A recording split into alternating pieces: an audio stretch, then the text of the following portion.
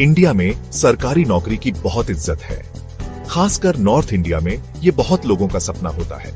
लोग इसे कामयाबी और स्टेबिलिटी की निशानी मानते हैं। सरकारी नौकरी से सोशल स्टैंडिंग बढ़ता है और शादी के चांसेस भी अच्छे हो जाते हैं। जॉब सिक्योरिटी और अच्छे बेनिफिट्स के वादे से इसकी वैल्यू और भी आंच जाती है। आने वाला 8 पे कमीशन इन नौकरियों का अट्रैक्शन और बढ़ा छा देगा। प्राइवेट सेक्टर की ग्रोथ के बावजूद सरकारी नौकरी की डिमांड अभी भी ज्यादा है। 8 पे कमीशन से और भी एप्लीकेंट्स अट्रैक्ट होने की उम्मीद है। बेटर सैलरीज और बेनिफिट्स का वादा बहुत लोगों के लिए एक बड़ा अट्रैक्शन है। 8 पे कमीशन इंडिया के गवर्नमेंट एम्प्लॉयज के लिए एक इंपॉर्टेंट इवेंट है। ये उनकी सैलरीज, पेंशन्स और अलाउंसेस रिवाइज करता है। ये कमीशन हर 10 साल में बनता है। इसका मकसद गवर्नमेंट एम्प्लॉयज को फेयर कॉम्पेंसेशन देना है। कमीशन कई फैक्टर्स को कंसिडर करता है। एक इंपॉर्टेंट फैक्टर है इन्फ्लेशन। महंगाई का बढ़ना एम्प्लॉयज की फाइनेंशियल वेलबीइंग पर सीधा असर डालता है। 8 पे कमीशन का एम है सैलरीज और बेनिफिट्स को अकॉर्डिंगली एडजस्ट करना। इससे एम्प्लॉयज की परचेसिंग पावर मेंटेन रहती है। 8 पे कमीशन की रिकमेंडेशंस का बेसब्री से इंतजार है। एम्प्लॉयज को अपनी इनकम में अच्छे इंक्रीज की उम्मीद है।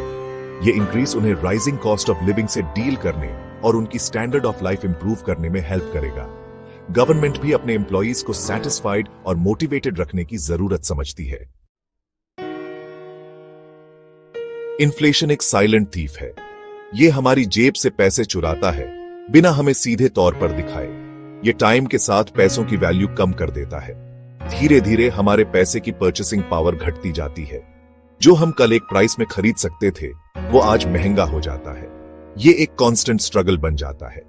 ये सब पर असर डालता है, गवर्नमेंट एम्प्लॉयज पर भी। उनकी फाइनेंशियल स्टेबिलिटी पर इसका सीधा असर पड़ता है।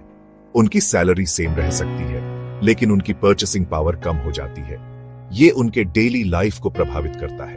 इमेजिन करो, एक गवर्नमेंट एम्प्लॉई जो कुछ साल पहले इजीली अपने फैमिली को सपोर्ट कर सकता था, अब उसे हर खर्चे के बारे में सोचना पड़ता है। बढ़ती इन्फ्लेशन के साथ उन्हें घर के एक्सपेंसेस मैनेज करने में प्रॉब्लम हो रही है। यह स्ट्रेस और एंजाइटी का कारण बनता है। ग्रोसरी, एजुकेशन और हेल्थ केयर का कॉस्ट भी आज गया है। ये सभी एसेंशियल सर्विसेज अब महंगी हो गई हैं। इससे उनके फाइनेंसेस पर प्रेशर पड़ता है।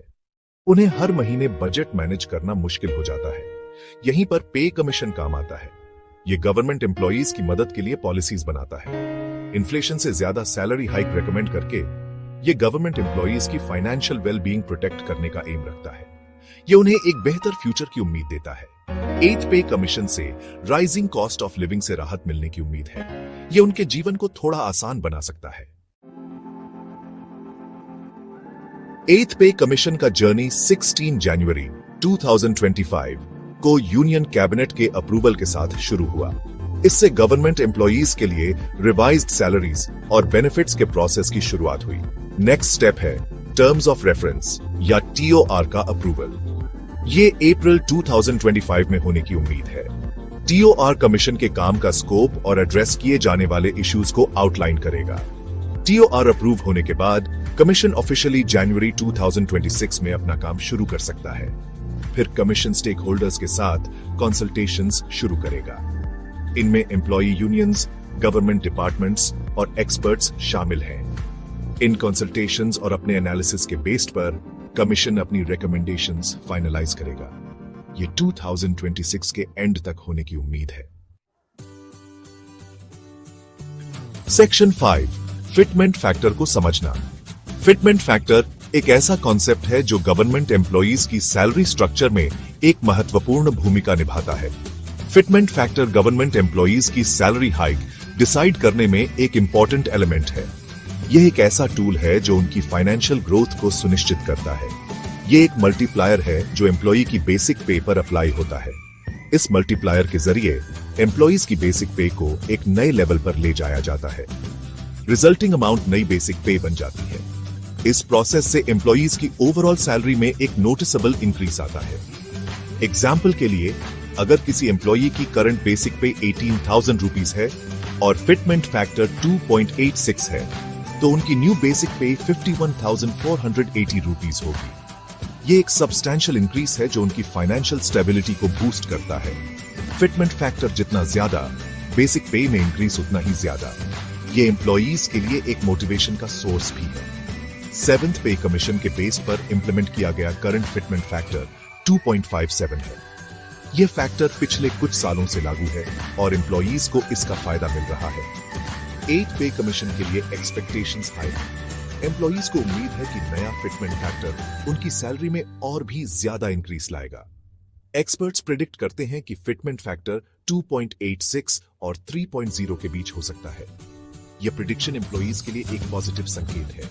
इसका मतलब है कि गवर्नमेंट एम्प्लॉयज अपनी बेसिक पे में एक सिग्निफिकेंट जंप देख सकते हैं। यह जंप उनकी फाइनेंशियल वेलबींग को और भी बेहतर बनाएगा। सेक्शन 6 डियरनेस अलाउंस को समझना। डियरनेस अलाउंस या डीए गवर्नमेंट एम्प्लॉई की सैलरी का एक इंपॉर्टेंट कंपोनेंट है। यह अलाउंस उन्हें इन्फ्लेशन के कारण बढ़ती हुई कॉस्ट ऑफ लिविंग से बचाने के लिए दिया जाता है। यह उनके कॉस्ट ऑफ लिविंग पर इन्फ्लेशन के इंपैक्ट को ऑफसेट करने के लिए डिजाइंड है। जब भी इन्फ्लेशन बढ़ता है तो डीए भी बढ़ता है ताकि एम्प्लॉयज की परचेसिंग पावर बनी रहे। डीए बेसिक पे के परसेंटेज के रूप में कैलकुलेट किया जाता है और साल में 2 बार रिवाइज होता है, जनवरी और जुलाई में। लेकिन एक कैच है, ये रिवीजन गवर्नमेंट द्वारा निर्धारित इन्फ्लेशन रेट्स पर आधारित होता है। जब एक न्यू पे कमीशन इफेक्ट में आता है तो डीए बेसिक पे में मर्ज हो जाता है। यह मर्ज होने के बाद एम्प्लॉयज की बेसिक पे बढ़ जाती है, फिर इसे 0 पर रिसेट कर दिया जाता है और यह फिर से एक्यूमुलेट होना शुरू हो जाता है। इसका मतलब है कि हर बार जब डीए मर्ज होता है तो एम्प्लॉयज की बेसिक पे बढ़ जाती है।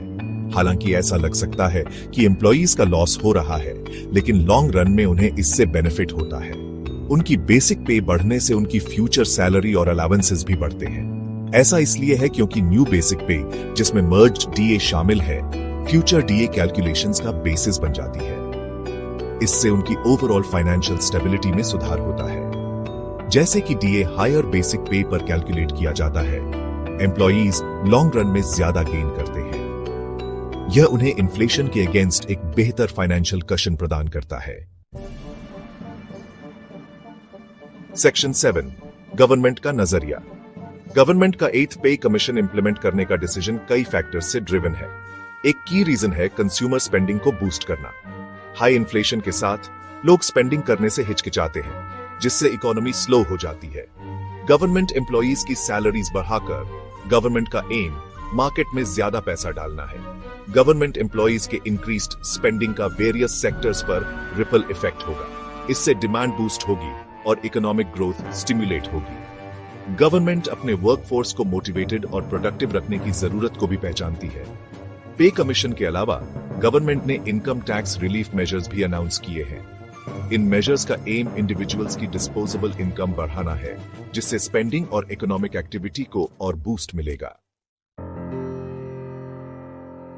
सेक्शन 8 इंपैक्ट का अंदाजा।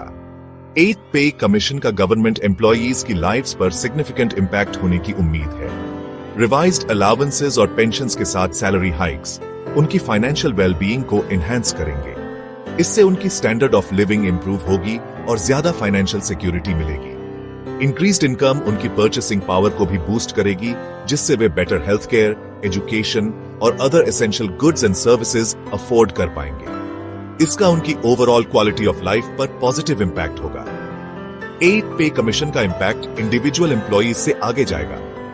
ये इकोनॉमी को स्टिम्युलेट करेगा, कंज्यूमर डिमांड को बूस्ट करेगा और ओवरऑल इकोनॉमिक ग्रोथ में कंट्रीब्यूट करेगा। पे कमीशन इंप्लीमेंट करने का गवर्नमेंट का डिसीजन उसके एम्प्लॉयज की वेलफेयर और नेशन की इकोनॉमिक प्रोग्रेस के प्रति कमिटमेंट को रिफ्लेक्ट करता है।